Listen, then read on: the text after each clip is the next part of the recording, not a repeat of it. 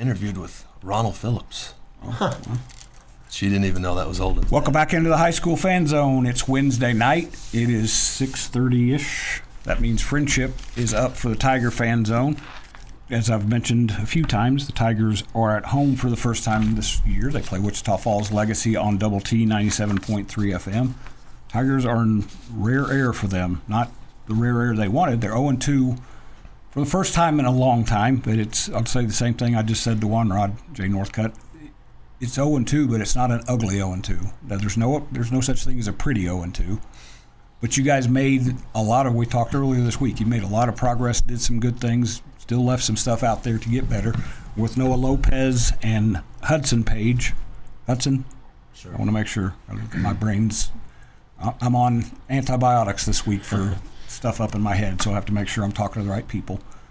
When we talked the other day, you were pretty upbeat about your guy, and that was Monday, right? Yes, sir. Yeah, my days are messed up when I get drugs in my system. Done a few interviews since then, Randy. Please forgive me. But you said you felt like you guys were upbeat and ready to kind of attack the week. We're 3 days in. How has that gone so far? Yeah, we've had a good week of practice. We didn't come out with the victory like we wanted this last week. Had several chances to seal the deal and, didn't get that done, but still just focusing on some positives. We did improve, I felt like, in all of the phases from week 1 to week 2. So we're trying to build upon that and go out and get our first win this week. And to be very clear, the Tigers have lost to two pretty good teams. They haven't just lined up against teams that aren't going to do something. I have a feeling those two teams in particular are going to do some things this season. So, sure. Hudson, we talked after the first game when you were coming off the field. We talked earlier this week about the defense and things you guys do well and need to do better. Grab the mic there and kind of give folks your assessment. What are you guys doing well on that side of the ball? First of all, running at you has not been real successful for folks. You had 15 tackles the other day? Sure. You ever had 15 tackles in a game before? Mm-mm. He didn't leave much for you to do, did he? It was even more impressive when Coach sent me. You also had like 3 sacks, 4 tackles. It's you were a menace out there. So and this guy's a pretty good defensive player too. I don't want to leave him out. But what are you guys doing well? But what do you want to do better? I think we're stopping the run very well, and I think. On passes, I think we're covering good, and our pass rushes are good. I think we just need a little bit more improvement on the outside run and turning it back inside, and a little bit of fits. We need to get better in run fitting. What about you, Noah? What do you think you guys have? What progress do you like, and what progress do you want to see you guys keep doing? I really like how physical we are on defense. I think that's our main attribute. I think we need to improve on, like Hud said, fits, a little bit of scheme maybe, like just learning our defense. We have some new guys. So. And this defense is different than the last several years. You guys are more experienced and bigger up front. Inexperience is maybe in the secondary. You guys, Jay, if your front 7 guys continue to do what they're doing, how important is that to the younger DBs to kind of get a feel for high school football at the varsity level? Well, I really feel like a defensive front, and I'll throw our linebackers in that category as well. They can have the biggest impact on a team, not just a defense, but a team than any position group, really within the team, just because of the havoc that they can create. Mm-hmm. And then, as you mentioned, they can make the coverage not have to cover as long, Randy, and yes. We play some man coverage out there and really helps, when you have some guys like these two here that can get after that quarterback and get him out of the pocket and, get some sacks and put some pressure on the QB. We're not going to jump too far ahead because you guys have some work to do the next 3 weeks before you get to your district, but that's going to be important in District 2 6A because you play so many different kind of offenses. You want that defense to be kind of gelled and come together. No doubt. I don't know that I've ever gone more than 2 minutes without talking to Jay Northcutt about offense pretty quick. So this is a different kind of season for friendship right now. But offensively, you guys did show a lot of improvement. We're up 26-14 We're doing things well. What got you to that point the other night against Wichita Falls Memorial? Well, we did some really good things. Had a really good opening drive that we finished off with a score. Moved the ball really well at different points throughout the game. We just lacked consistency. We sometimes our own worst enemy is ourselves, with just not playing with all 11, heading in the right direction. So I felt like we did better with that in week 2 than we did from week 1. So hopefully we continue down that path of getting better and we get to where we're consistently, moving the ball and putting the ball in the end zone.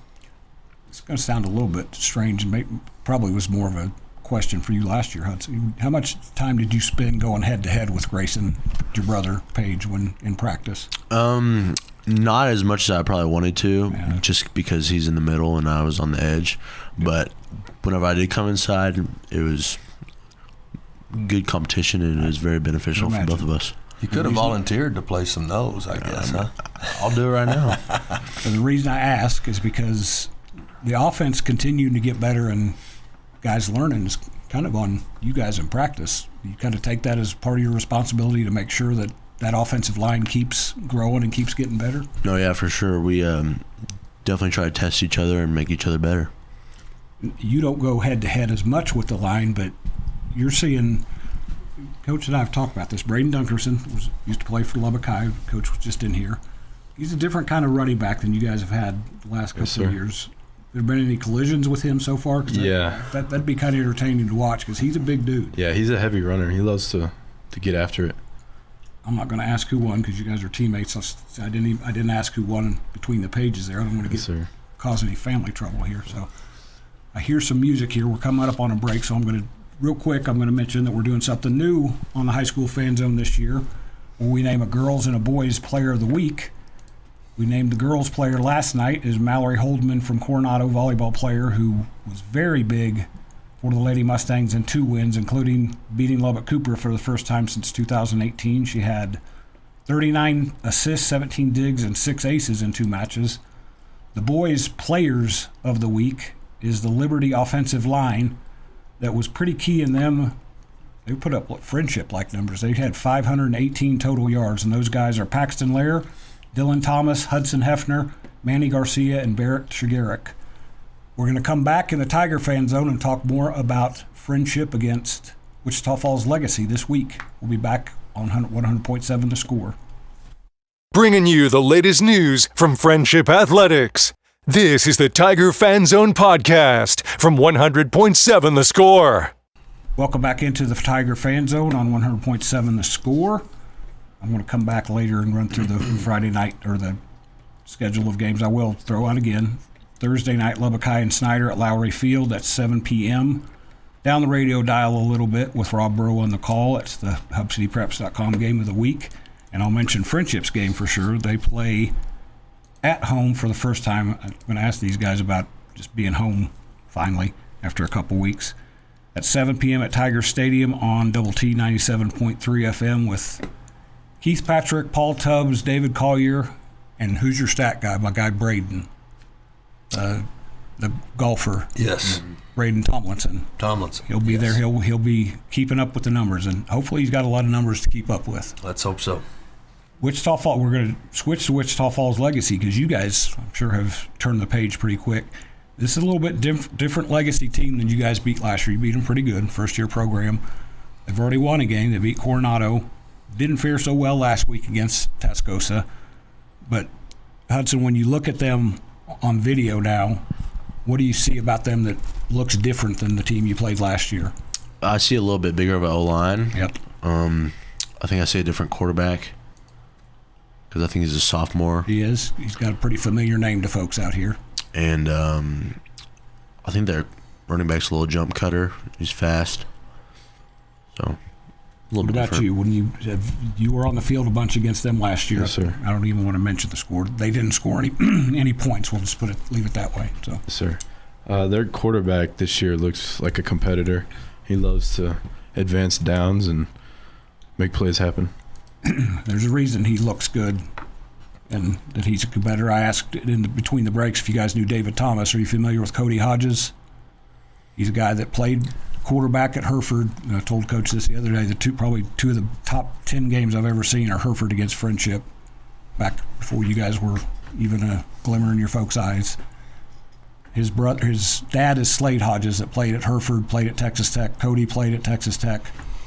Son is Knox Hodges is a quarterback. So he's got some good, kind of like Hudson here for sure. He's got a little bit of football DNA in him. Did your dad play football? He did. Yes, sir. He did. Good genes all around. Sometimes these guys live under a rock, Randy. They had never heard of Cody Hodges. You don't have to. They have, as of tonight, they have. Only led the nation in passing here in Loveland. There's your homework. He was like in that line of Texas Tech quarterbacks when they just kept moving the passing yardage total. Only got to start for 1 year. 1 year starter, yeah. Leach was big on having a new quarterback every year. So, Hudson, there's your homework. David Thomas and Cody Hodges. Ask your dad played with, surely his dad played with Cody, I would think. They're about the same age, so that would make sense. Did he play with Sonny Cumbie? Yes. Cody was the quarterback right after Sonny, I believe. So that doesn't do us any good about Wichita Falls Legacy. Let's slide back in there. Jay, same question for you. You've broken down the video. And I remember talking to Andrew Roy before they played Wichita Falls. He was not real thrilled that they hadn't won a game last year because eventually the team's going to win a game, and they beat Coronado. And now they're coming in off of you after getting beat by Tascosa 55-3, so it's kind of hard to gauge what their progress is, but what have you seen about them on video? I've seen a much improved team, really, on both sides of the ball, and they're a good-looking team off the hoof. You know, they have some really good-looking athletes, and it's been my experience, Randy, when a teams are always better physically than what they look like on film, and then teams that look good on film are really good, you know, and so that's kind of the category that I would put them in. And they're playing with some confidence, and I think they're playing motivated, and they got their first win under their belt, so I think they're going to come in and try to give us, you know, a big game. And they've got a new head coach because their coach from last year, I believe, moved to Brownfield. His name is Greg Davis. Have you crossed paths with him at any? Only on the phone we've talked. Okay. That name doesn't ring a bell. I will say this. It's kind of a cool connection. I believe she's called the Director of Ops, or she's got an official title. Lexi Jackson is on that staff. Good old she's a Friendship graduate. Yes, sir. So there's a little bit of a connection. I don't imagine she's going to help either team that much on Friday.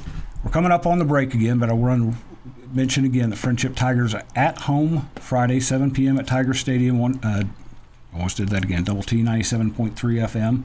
Before we get to the break, Jay, even in a loss, you guys had some performances. Skipping over Hudson, because when you get 15 tackles and 9 sacks or whatever it is, that guy obviously is one of your MVPs. Offensively, who was the guy that kind of got your attention on last Friday? Well, Chase is always Chase, yes. You know, and Chase had a really good night, you know, again, both at his receiver spot and getting in the backfield and running the ball for us. You know, he's a difference maker back there. And then I think Quade Ferris really took a big leap from week 1 to week 2, you know, completed almost 70% of his passes, threw the ball 34 times, I believe. And so I was happy with his growth from week 1 to week 2. All right. We'll come back and talk a little bit more Friendship football after this break on 100.7 The Score. Bringing you the latest news from Friendship Athletics. This is the Tiger Fan Zone podcast from 100.7 The Score. Welcome back into the high school fan zone on a Wednesday night. This is 100.7 The Score. I said I was going to run through the schedule, so let me stall while I call it up. I was looking up Greg Davis. He's a young coach from Midwestern State. He's a former DC at Mansfield Lake Ridge before he went to as you know, Legacy.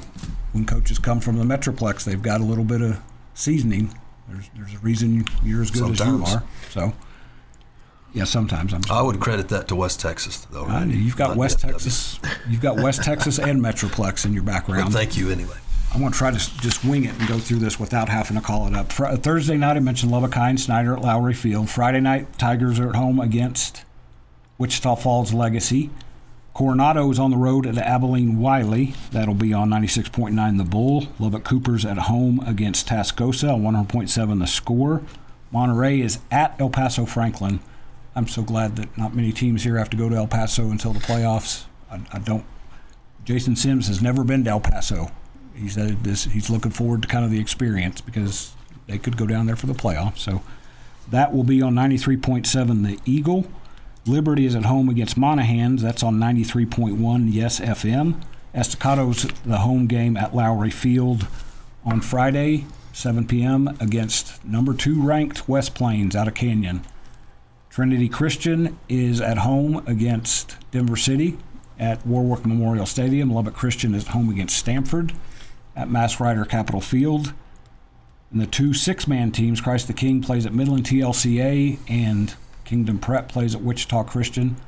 Plainview's on the road at Hereford. I'm going to guess you played in a few Plainview-Hereford games back in your day. We did.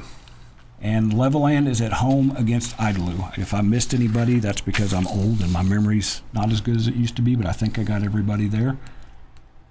For all 3 of you guys, and I know Coach is going to look at me crazy because I asked him this the other night. We'll start with you, Noah.